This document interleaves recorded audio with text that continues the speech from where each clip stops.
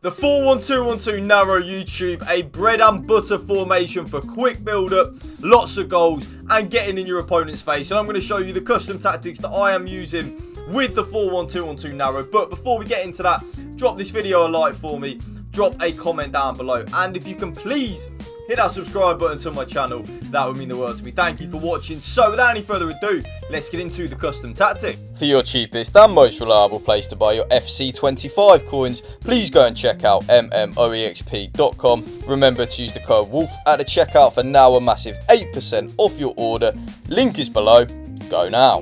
Now the tactical preset, of course, is going to be custom. I don't know why you would use anything else other than custom, really, in my humble opinion. Custom is the way to go. We are, of course, playing the 4-1-2-1-2 narrow, which is the 4-1-2-1-2, but we have central midfielders rather than a left midfielder and a right midfielder. I think that is way better than the 4-1-2-1-2 normal, where you have the left midfielder and the right midfielder. When you use that formation, I feel like you are just a little bit too open in the middle of the pitch. So the 4-1-2-1-2 narrow, definitely the way to go. The build-up style, of course, is going to be on counter. Again, I don't know why you would want to use anything else other than counter and balance. They are your best two options for that build-up style without any shadow of a doubt. So counter and balance, but for me, I am now fully in on the counter. I absolutely love it. It's what I used at the start of the year, and then I've gone back to it now as the game has gone back on.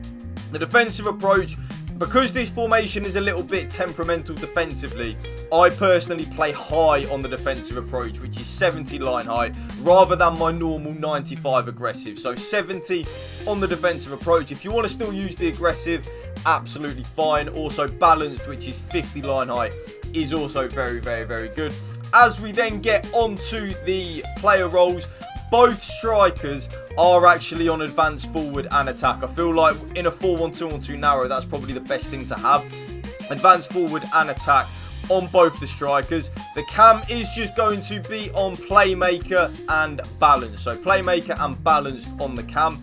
Both central midfielders, I personally like to have both of them on box to box, but definitely having one side as a playmaker is also a good and viable option if you want to give that a go. So if, for example, if you want the left side is side on a playmaker or the right side is side on a playmaker, that is absolutely fine and completely up to you. But then as long as you use the other side as a box to box. The CDM though, of course, is just going to be on deep line playmaker and defend. So he or she's job is to just shield and protect the back four, sit in front of the back four there, give the ball to the better, more attack-minded players, easy as you like. So CDM, deep line playmaker, and defend on that CDM. Both left backs though, and this is really annoying because of the 4-2-1-3 meta, which is another video I'll have out for you very soon in the next few days.